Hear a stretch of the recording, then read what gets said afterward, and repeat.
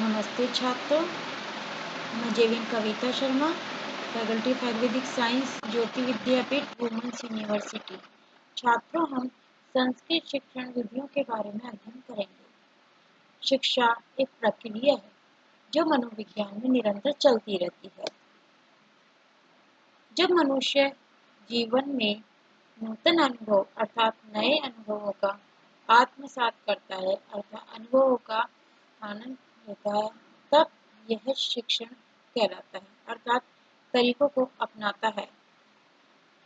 इस नूतन अनुभवों की प्राप्ति ही प्रशिक्षण है।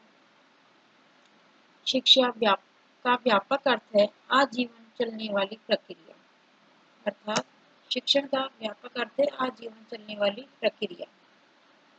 यह शिक्षा का व्यापक अर्थ है। व्यापकार्थ है शिक्षा। जॉर्ज स्टुअर्ट मिल के अनुसार व्यापकार्थ शिक्षक चरित्र मानवीय क्षमतयो तेषां तत्त्वनाभम् अप्रत्यक्षमान प्रभावान् अभि बोधयति येषां प्रत्यक्ष प्रयोजनं नितान्तरूपेण भिन्न भवति।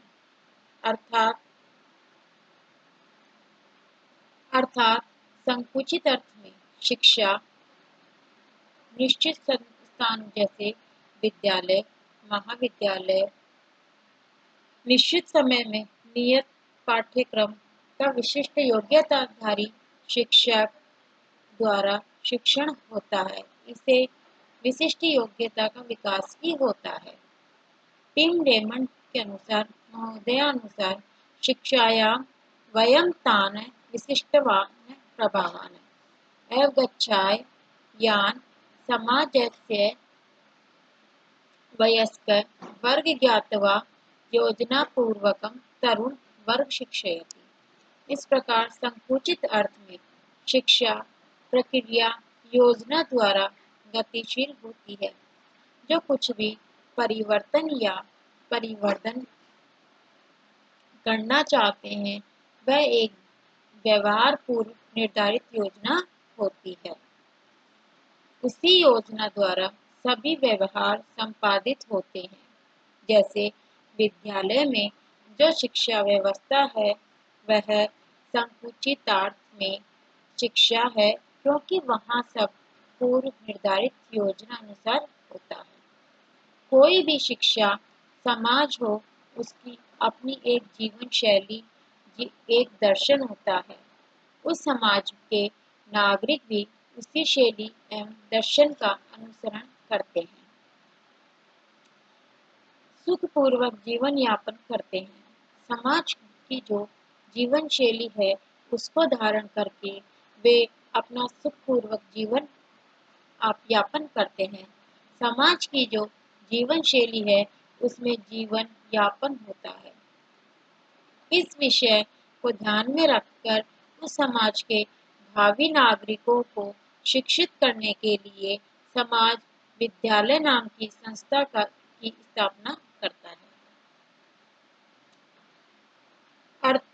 उसमें स्वयं दर्शन और जीवन शैली दर्शन का अनुसरण करते हुए वे अपना सुखपूर्वक जीवन यापन करते हैं।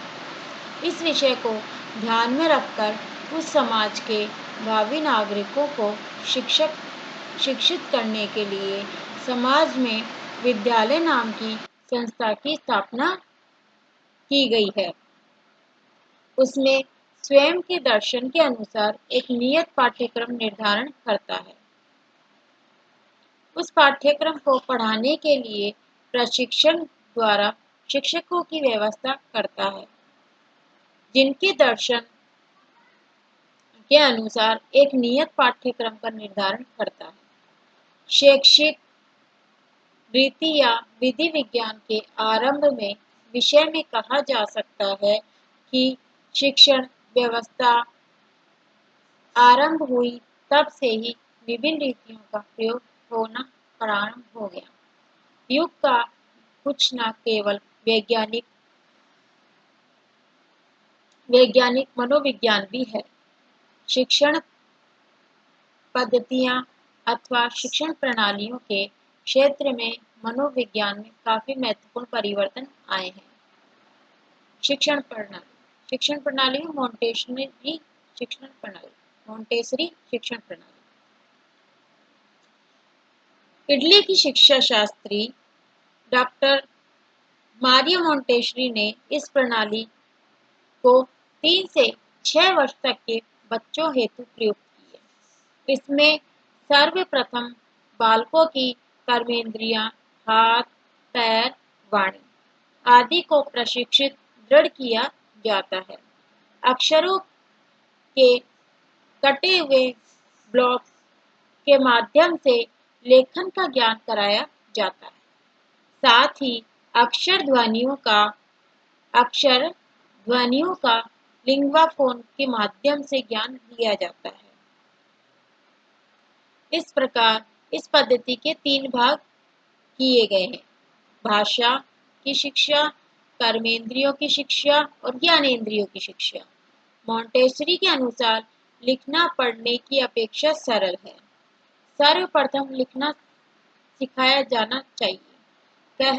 कहा जाता है कि अगर पद्धति केवल व्यक्ति को ही ध्यान में नहीं रखती, अपितु ज्ञानेंद्रिय तथा कर्मेंद्रियां की शिक्षा स्वयं शिक्षा भाषा शिक्षण की दृष्टि में महत्वपूर्ण है।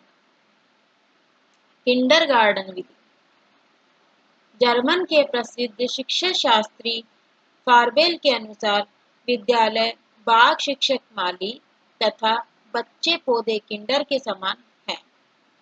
1837 में फारबेल ने जर्मनी में किंडरगार्टन नाम का विद्यालय खोला। उन्होंने खेल द्वारा शिक्षक स्वतः क्रिया द्वारा शिक्षा के सिद्धांत पर बल दिया। इस विधि के 5 साधन प्रयोग में लाए जाते हैं: उपहार, व्यापार, गीत, अभिनय, रचना। यह विधि फॉरबेल में 4 वर्षों के बच्चों में लागू की गई है। डाल्टन प्रथम प्रयोग डाल्टन नगर के कू हेलन पार्कहर्ट ने किया। इस विधि के समय चक्र आदि का कोई बंधन नहीं था। बालक अपनी रुचि के अनुसार किसी भी विषय को कितनी देर पढ़ना चाहे वह पढ़ सकता था। बालक के उचित कार्यों में हस्तक्षेप करने का कोई अधिकार नहीं है। स्वतः ही अधिक बालक पर बल दिया जाता है। निर्दिष्ट पाठ की इकाई छात्र अपनी रुचि तथा सुविधा अनुसार कोई भी अनुबंध 1 वर्ष के लिए ले जाता है। वर्ष में निर्दिष्ट पाठ को भी पुनः महीनों, सप्ताहों के लिए दिनों में विभाजित कर दिया जाता है। प्रयोगशालाएं प्रत्येक विषय की एक प्रयोगशाला होती है जिसमें से उसे विषय से संबंधित सामग्री उपलब्ध होती है। सम्मेलन सभा।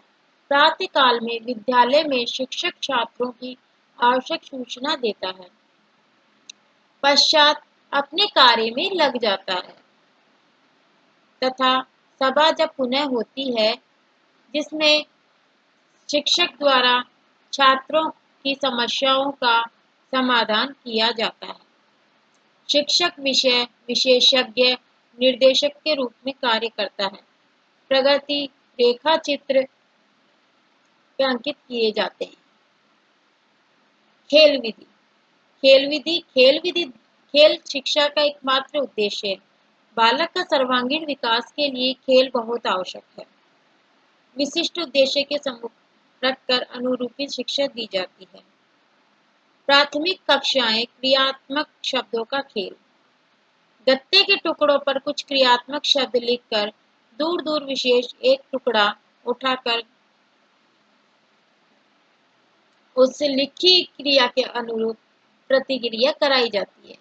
इसमें संज्ञा, सर्वनाम, विशेषण का गुण लिखाया जाता है। माध्यमिक शिक्षाएं क्या होती है? माध्यमिक शिक्षाओं में वस्तुनिष्ठ प्रश्नों के आधार पर 2 भागों में वाद विवाद प्रतियोगिता कराई जाती है।